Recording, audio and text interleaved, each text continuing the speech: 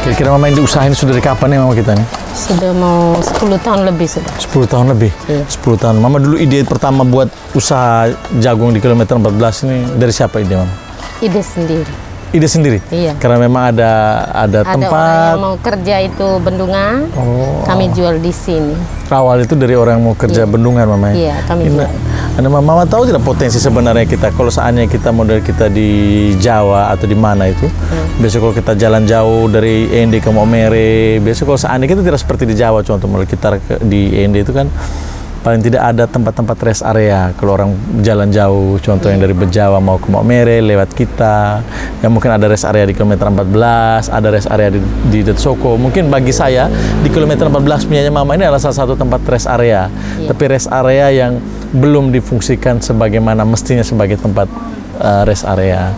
Karena di sini ada panganan lokal dengan jenis makanan yang sangat disukai oleh kita semua, jagung rebus. Memang saya dari kapan ya? Dari dulu waktu saya masih belum jadi anggota DPR sudah sering makan di sini. Dari zaman dulu. Nah, ini menjadi sesuatu yang favorit untuk saya, bisa duduk nongkrong makan ikan kering. Biasa ada kopi, tapi Mama belum antar saya kopi. Oh, ada kopi. Kalau tidak ada sayur. Ada sayur kecuali hari Minggu tuh. Hari Minggu dulu ya. Mama, ini saya mau tanya, kira-kira yang Mama merasa paling susah di sini apa, kendala yang Mama hadapi di sini selama usaha 10 tahun? Oh, kendala. Ini pengaruh tenda-tenda ini. Tenda-tenda sudah lama semua ya? Sudah harus lama. ada. Ini sudah lapuk, mesti ganti lagi. Ganti lagi. Terus apa lagi kira-kira? Kira-kira? Tidak ada hanya tenda saja? Iya. Selainnya tidak?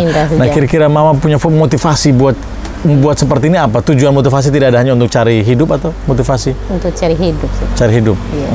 Anak berapa orang Mama kalau boleh tahu? Anak 6 orang. Kayaknya anak sudah sukses semua nih kayaknya. Oh tidak, sudah ambil suami, ambil ini. Bantu-bantu Mama lagi. Iya. Oke.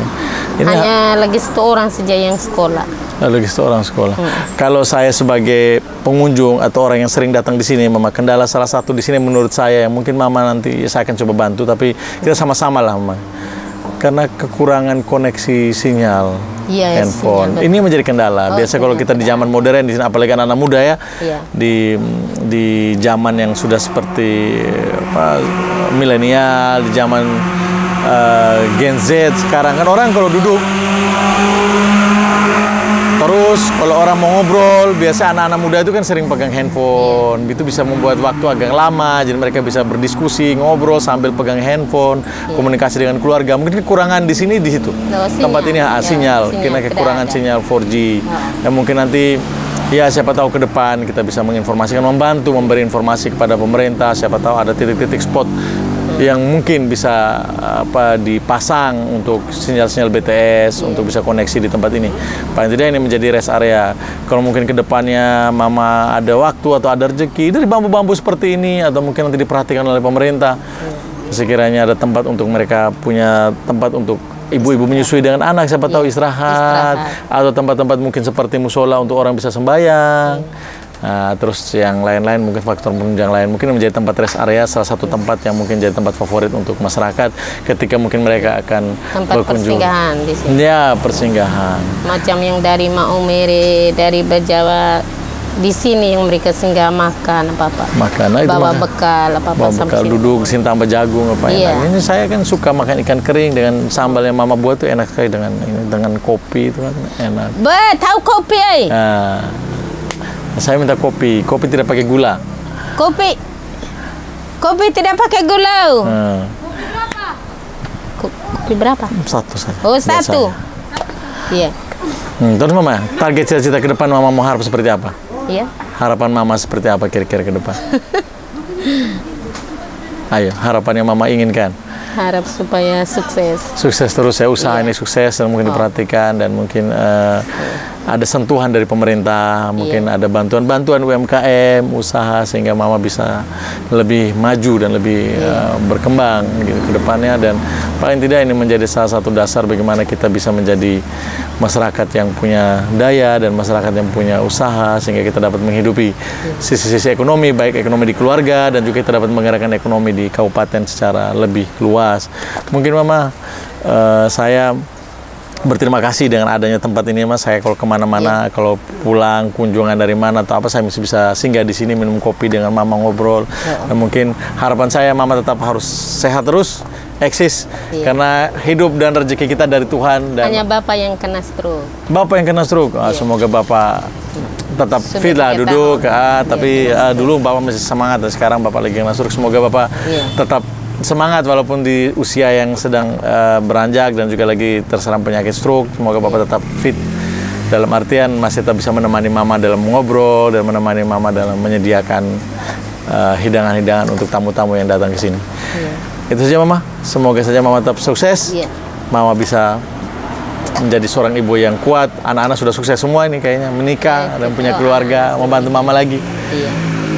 Semua apa yang kita harapkan, kita doakan kembali kepada Tuhan, tergantung apa yang kita bisa usahakan, dan itu menjadi kekuatan untuk Mama sebagai seorang ibu dan menjadi tulang punggung keluarga untuk menghidupi keluarga secara ekonomi. Itu saja, Mama, yang bisa saya ajak Mama ngobrol-ngobrol. Nanti kemudian saya akan datang lagi ke sini dan kita akan ngobrol lagi dengan cerita-cerita lucu waktu saya masih di sini. Terima kasih, Mama. Terima kasih. Kebahagiaan ceritakan sesuatu yang mudah. Salam spirit dengan saya. Terima kasih Mama. banyak. Siap.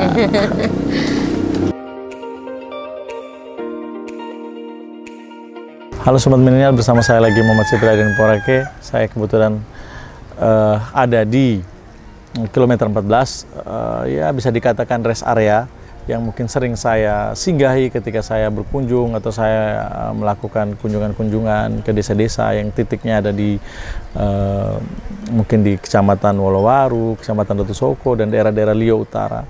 Nah, saya biasanya akan berhenti di sini untuk sedikit melepas lelah dan menikmati jagung, terus kopi dan ikan kering. Di sini menjadi salah satu spot yang bisa dikatakan sebagai titik rest area. Itu kalau seandainya kita berada di perjalanan yang melelahkan dengan rute yang panjang, mungkin di sini adalah salah satu titik sebelum kita akan berhenti di Datu Soko dan kemudian di tempat berikutnya. Harapan buat kita bersama bahwa kita dapat memanfaatkan tempat ini untuk menjadi salah satu potensi yang bisa menggerakkan ekonomi atau menumbuhkan simbol-simbol ekonomi baru, tentunya di rute dari Ende sampai ke Maumere. Kemudian ini menjadi tantangan buat kita, apalagi pelaku usaha-usaha ekonomi kreatif, sehingga kita dapat menimbulkan penggerak ekonomi baru. Ini juga menjadi tantangan bukan cuma buat ibu-ibu yang punya kegiatan usaha.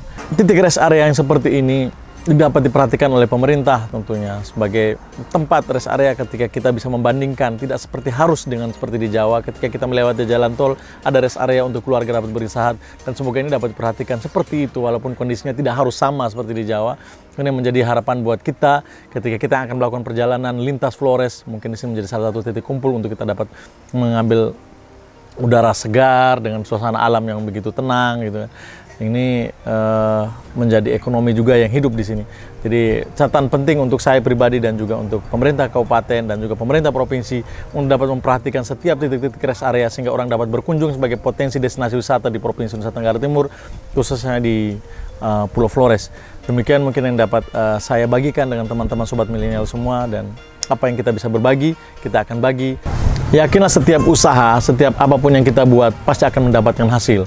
Kita tidak pernah memiliki mentari, tetapi setiap saat sinarnya selalu memberi energi positif kita untuk kita dapat berusaha, kita dapat beraktivitas, dan kita dapat melihat dunia ini secara lebih terang benderang.